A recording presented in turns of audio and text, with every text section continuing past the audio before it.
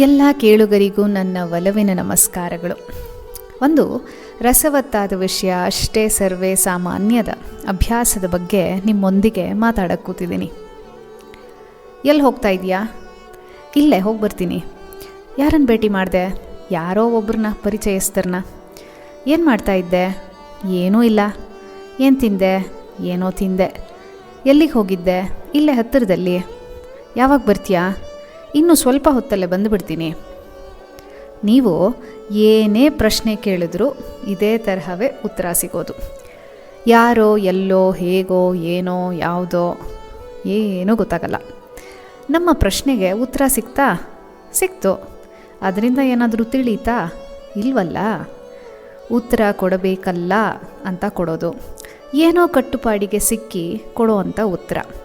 ನಾನು ಹೇಳೋಕ್ಕೆ ಇಷ್ಟ ಇಲ್ಲ, ಕೇಳಬೇಡಿ ಅಂತ ಧೈರ್ಯವಾಗಿ ಹೇಳೋಕ್ಕೆ ಆಗದಿರೋ ಅಂಜಿಕೆ. ನೀವು ಕೊಡೋ ಉತ್ತರದಲ್ಲಿ ಅಸಡ್ಡೆತನ, ಉತ್ತರ ಕೊಟ್ಟವರ ಮೇಲೆ ನಿರ್ಲಕ್ಷ್ಯ. ಯಾಕೆ? ಇದು ಕೇವಲ ಕೆಲವು ಸಂದರ್ಭಗಳಲ್ಲಿ ಬರುವ ಉತ್ತರವಾ, ಅಥವಾ ಅಭ್ಯಾಸವಾ, ಅಥವಾ ಮೈಂಡ್ಸೆಟ್ಟೇ ಹಾಗೇನಾ, ಅಥವಾ ವ್ಯಕ್ತಿತ್ವವೇ ಆ ತರಹದ್ದ? ಹೇಗೆ ಹೇಳೋದು ಅಂತಲೇ ಗೊತ್ತಾಗಲ್ಲಮ್ಮ. ಬಾಗಿಲು ಹಾಕ್ಕೊಂಡು ಏನು ಮಾಡ್ತಾರೆ, ಏನು ಯೋಚನೆ ಮಾಡ್ತಾರೆ, ಯಾರನ್ನು ಭೇಟಿ ಮಾಡ್ತಾರೆ, ಯಾವುದಕ್ಕೂ ನಿರ್ದಿಷ್ಟ ಉತ್ತರವೇ ಸಿಗಲ್ಲ. ಕೇಳಿ ಕೇಳಿ ಸಾಕಾಗಿದೆ, ಬಿಟ್ಟುಬಿಟ್ಟಿದ್ದೀನಿ ಅಂತ ಸುಮಾರು ಜನ ತಾಯಂದರು, ಕೆಲವು ಸಂದರ್ಭಗಳಲ್ಲಿ ತಂದೆಯರು, ಒಡ ಹುಟ್ಟಿದವರು, ಆಪ್ತ ಸ್ನೇಹಿತರು ಇವರೆಲ್ಲರೂ ಹೇಳಿರುವ ಸಂದರ್ಭಗಳಿವೆ. ಯಾವುದಕ್ಕೂ ನಿರ್ದಿಷ್ಟ ಉತ್ತರವಿಲ್ಲ. ಇಂತಹವರನ್ನು ನಾನು ಕಟ್ಟೆ ಮೇಲೆ ಕೂತವರು ಅಂತ ಕರಿತೀನಿ.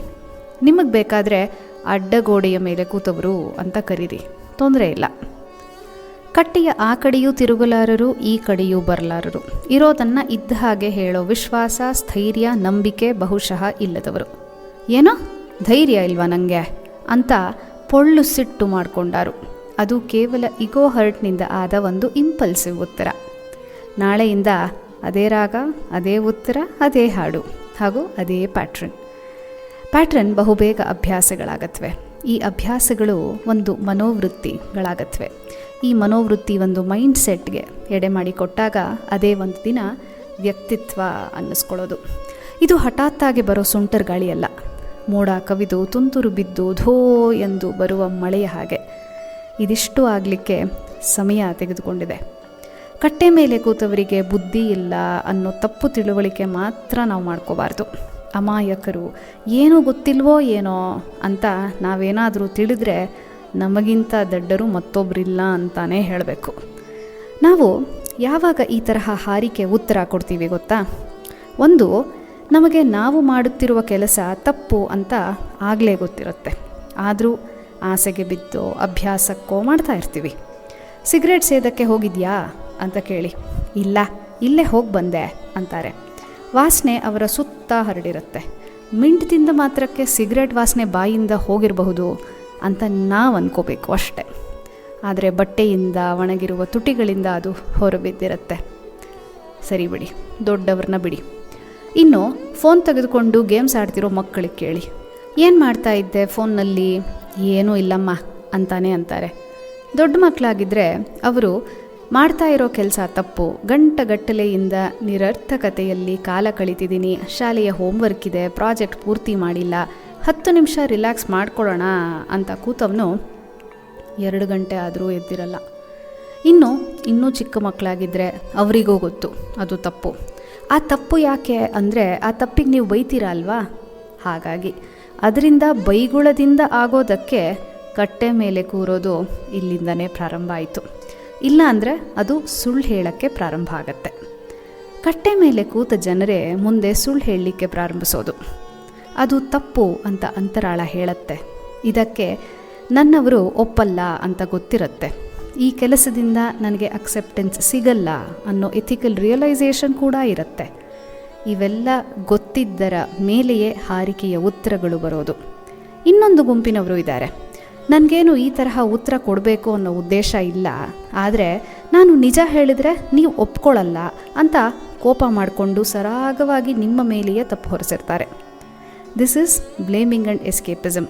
ಇದೊಂದು ಡಿಫೆನ್ಸ್ ಮೆಕ್ಯಾನಿಸಮ್ ಅಂತ ಮನೋವಿಜ್ಞಾನದಲ್ಲಿ ನಾವು ಹೇಳ್ತೀವಿ. ನಿಮಗೆ ನೀವು ಮಾಡ್ತಿರೋ ಕೆಲಸ, ಭೇಟಿ ಆಗ್ತಿರೋ ಸ್ನೇಹಿತರು, ಹಣ ಖರ್ಚು ಮಾಡ್ತಿರೋ ಜಾಗದ ಮೇಲೆ ಅಷ್ಟು ನಂಬಿಕೆ ಇದ್ದರೆ ಭಯ ಯಾಕೆ? ನಿಮ್ಮವರ ಮೇಲೆ ಅಕ್ಸೆಪ್ಟ್ ಮಾಡ್ತಾರೋ ಇಲ್ವೋ ಅನ್ನುವ ಸಂಶಯ ಯಾಕೆ? ನಿಮ್ಮನ್ನು ಈ ಪ್ರಶ್ನೆ ಕೇಳ್ತಾ ಇರೋರು ಯಾರು? ಏನು ಮಾಡ್ತಾ ಇದೆಯಾ? ಎಲ್ಲಿಗೆ ಹೋಗಿದ್ದೆ? ಏನು ತಿಂದೆ? ಯಾವಾಗ ಬರ್ತೀಯಾ? ಈ ಪ್ರಶ್ನೆಗಳೆಲ್ಲ ಬರೋದು ತಂದೆ ತಾಯಿಯರಿಂದ, ಸಂಗಾತಿಯಿಂದ, ಒಡಹುಟ್ಟಿದವರಿಂದ, ನೀವು ಅಂದರೆ ಕೇರ್ ಮಾಡೋ ಆಪ್ತ ಸ್ನೇಹಿತರಿಂದ. ಅಂದರೆ ನೀವು ಅವರಿಗೆ ಬೇಕವರು ಎಂಬ ಗುಂಪಿನಲ್ಲಿ ನೀವಿದ್ದೀರಿ. ಯಾರೋ ಪಕ್ಕದ ಮನೆಯವರಾಗಲಿ, ನಿಮ್ಮ ಆಫೀಸ್ನ ಕಲೀಗಾಗಲಿ ಈ ಪ್ರಶ್ನೆ ಕೇಳಲ್ಲ. ಕೇಳ್ತಾ ಇದ್ದಾರೆ ಅಂದರೆ ನಿಮ್ಮ ಬಗ್ಗೆ ಕಾಳಜಿ, ಕೇರ್ ಇದೆ ಅಂತ ಅರ್ಥ. ಅವರು ಒಪ್ಕೊಳ್ಳಲ್ಲ ಅನ್ನೋದು ನಿಮ್ಮ ಅಸಂಪ್ಷನ್ ಅಷ್ಟೆ. ನೀವು ಮಾಡ್ತಾ ಇರೋ ಕೆಲಸ ಸರಿ ಇದೆ ಅಂದರೆ ಅಂಜಿಕೆ ಯಾಕೆ? ಹಿಂಜರಿಕೆ ಯಾಕೆ? ಕೂತು ಮಾತಾಡಿ. ನಿಮ್ಮ ಉದ್ದೇಶ, ನಿಮ್ಮ ಭಾವನೆ, ಅಭ್ಯಾಸ ಎಲ್ಲ ತಿಳಿಸಿ. ನಾವೆಲ್ಲರೂ ಬುದ್ಧಿವಂತರೇನೆ. ಅರ್ಥ ಮಾಡಿಕೊಳ್ಳುವ ಮನಸ್ಸು ಒಳಿತಾಗಲಿ ಅನ್ನೋ ಭಾವನೆ ಇದೆ. ತಿಳಿ ಹೇಳಿ ಅರ್ಥ ಮಾಡಿಸುವ ತಾಳ್ಮೆ, ವಿವೇಚನೆ ನಮಗಿರಬೇಕು. ಚರ್ಚೆ, ವಾಗ್ವಾದಗಳಾದರೆ ಸೈರಣೆ ತಂದುಕೊಂಡು ಹೇಳಿ. 2-10 ಸರ್ತಿ ಕೂತು ಹೇಳಿ, ಬರೆದು ತಿಳಿಸಿ.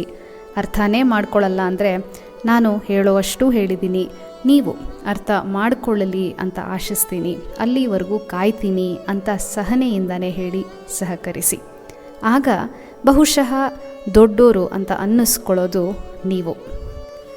ಇಷ್ಟೆಲ್ಲ ಮಾಡಲಿಕ್ಕೆ ವಿವೇಕ, ತಾಳ್ಮೆ ಇಲ್ಲ ಅಂದರೆ ಕೇರ್ ಮಾಡುವ ಸಂಬಂಧಗಳನ್ನು ಕಳೆದುಕೊಳ್ಳುವವರು ನೀವೇ ಅನ್ನುವ ಸತ್ಯ ನಿಮಗೆ ತಿಳಿಯುವ ಹೊತ್ತಿಗೆ ರೈಲು ನಿಲ್ದಾಣ ಬಿಟ್ಟು ಎಷ್ಟೋ ದಿನಗಳಾಗಿರುತ್ತವೆ. ನಿಮ್ಮನ್ನು ಕೇರ್ ಮಾಡುವವರು ಅವರ ಕಾಳಜಿಗೆ ಬೆಲೆ ಇಲ್ಲ ಅಂತ ತಿಳಿದು ಸುಮ್ಮನಾಗಿರ್ತಾರೆ.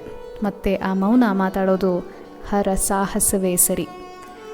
ನಿಮಗೆ ಬೇಕಾದಾಗ ಕೇರ್ ಸಿಗಬೇಕು ಅಂದರೆ ಅದು ಬೆಲೆಗೆಟುಕುವ ಸರಕು ಅಲ್ಲ ಅಲ್ವಾ?